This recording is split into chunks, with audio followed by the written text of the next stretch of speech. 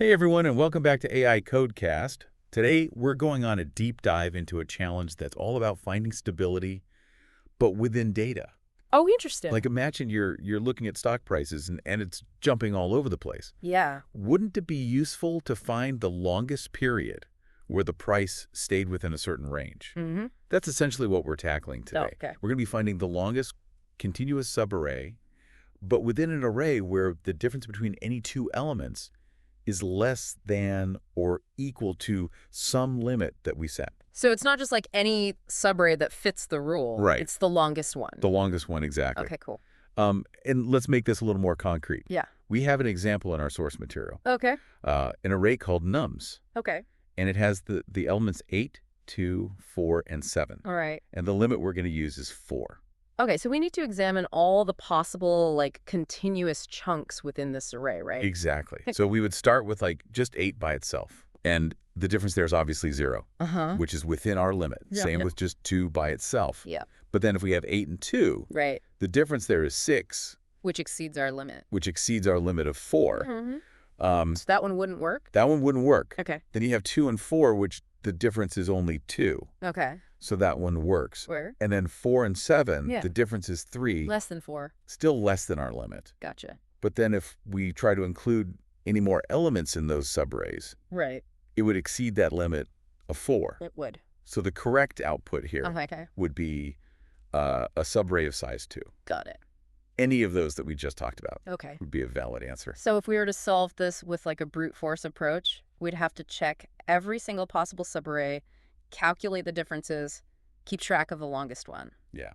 It fits our criteria. That sounds very tedious. Yeah, especially if we're working with a really large array, like thousands of numbers or something. Yeah. I bet there's a better way.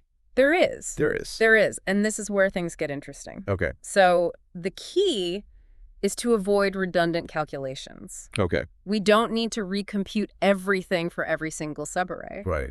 What if we could somehow slide a window across our array, Okay. expanding and contracting it as needed?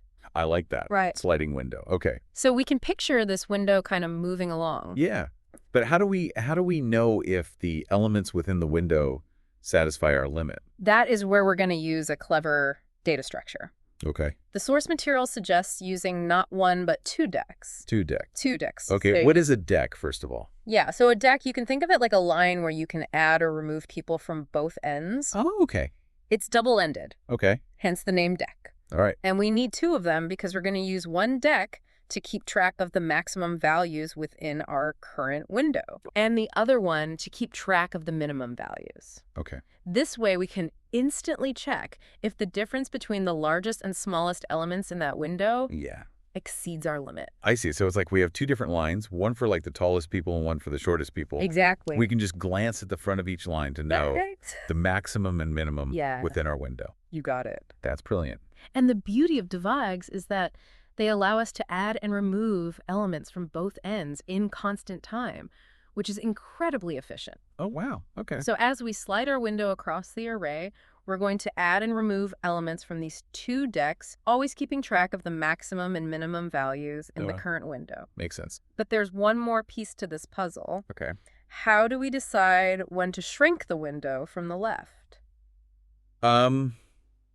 I guess if the difference between the maximum and minimum values Yes, exceeds our limit, you got it. then we know to shrink the window. That's our signal. To start sliding the window forward Gotcha. by removing elements from the left side until the difference is back within our limit. This is starting to click. Okay, good. But before we get too deep into like adding and removing from the decks, can we walk through a concrete example with our sample array? Of course. So let's start with our initial window containing only the first element, 8. Okay, so our window just starts with 8. Just 8. What happens to our decks at this point? So at this point, since we only have one element, both our max deck and our min deck will contain the index of that element, which is 0. Okay. Remember, we're storing indices, not the values themselves. Right, so both decks have 0 in them. Both decks have 0. Now we slide our window to the right Yes. to include 2. Okay. So our window now contains 8 and 2. Exactly. Now things get a little interesting. Okay. We need to update our decks to reflect this new window. Okay.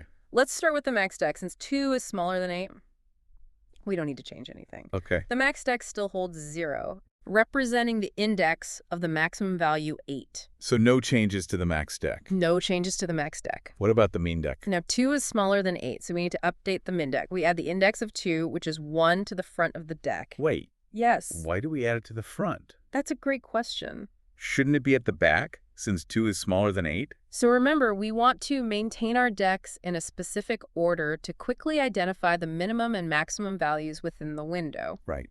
The min deck needs to be in increasing order, so the smallest element's index is always at the front. Ah, I see. So it's like we're always making sure the shortest person is at the front of that shortest person line. Exactly. So now our deck are max deck 0 and min deck 1, 0. 1, 0. Okay.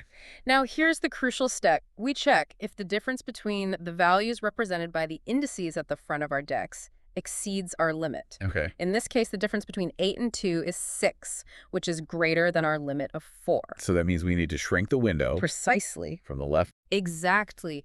We increment our left pointer, effectively removing the element at index 0, which is 8, from our window. Okay, so now our window is just 2. Our window is just 2.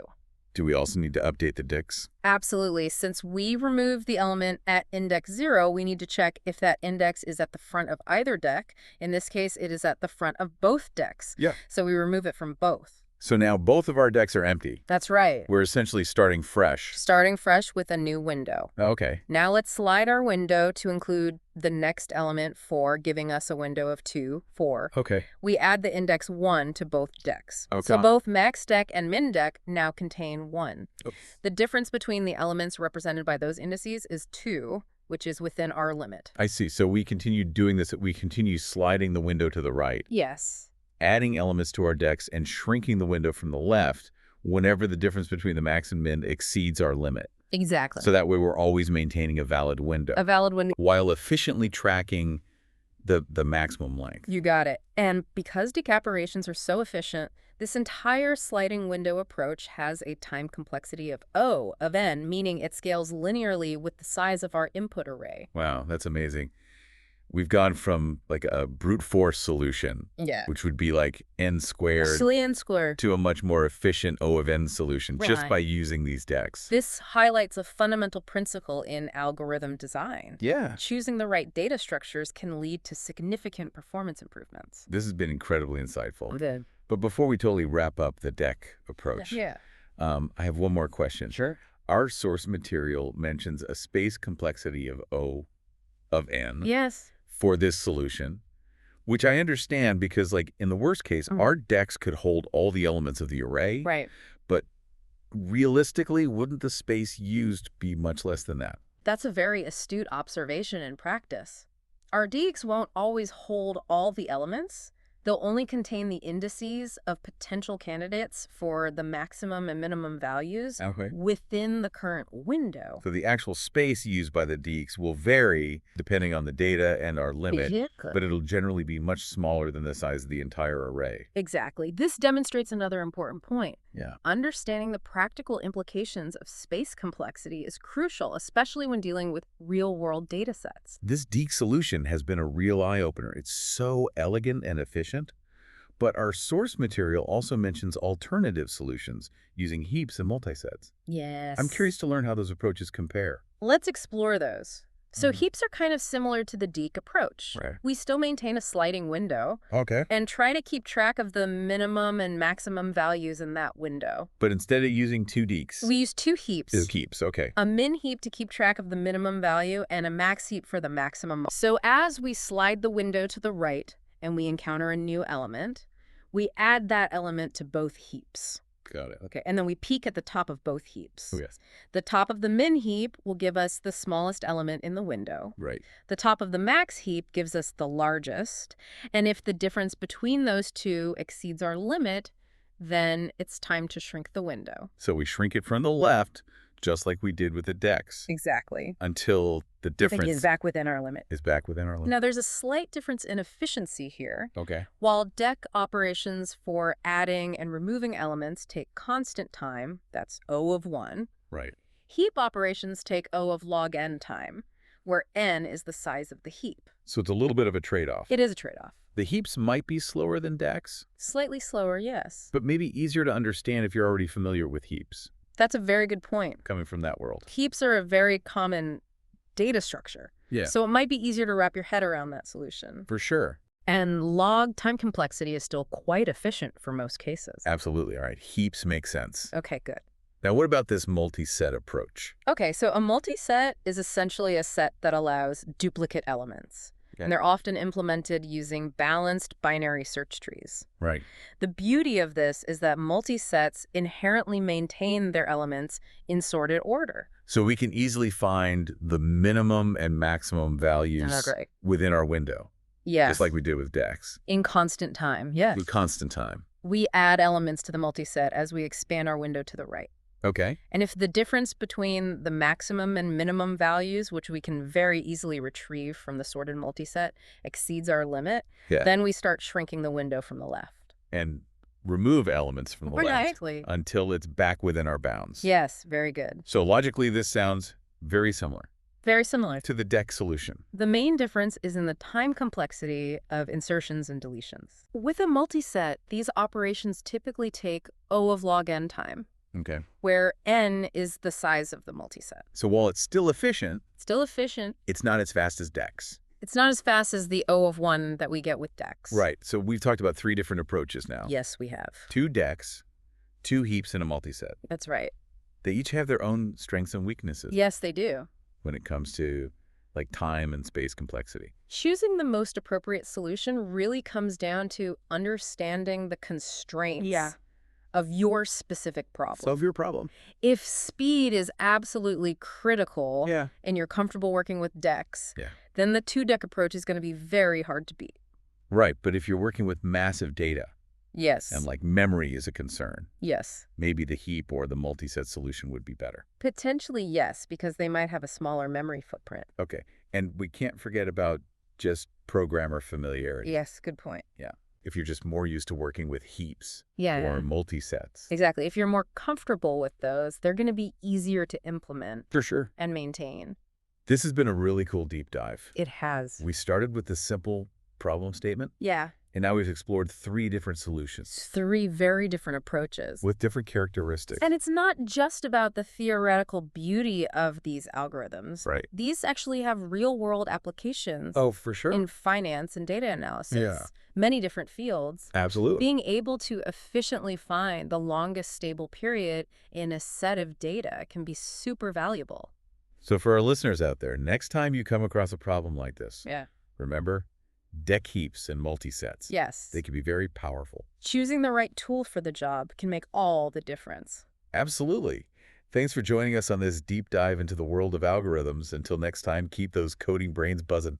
Okay, so a multiset is essentially a set that allows duplicate elements, and they're often implemented using balanced binary search trees. Right.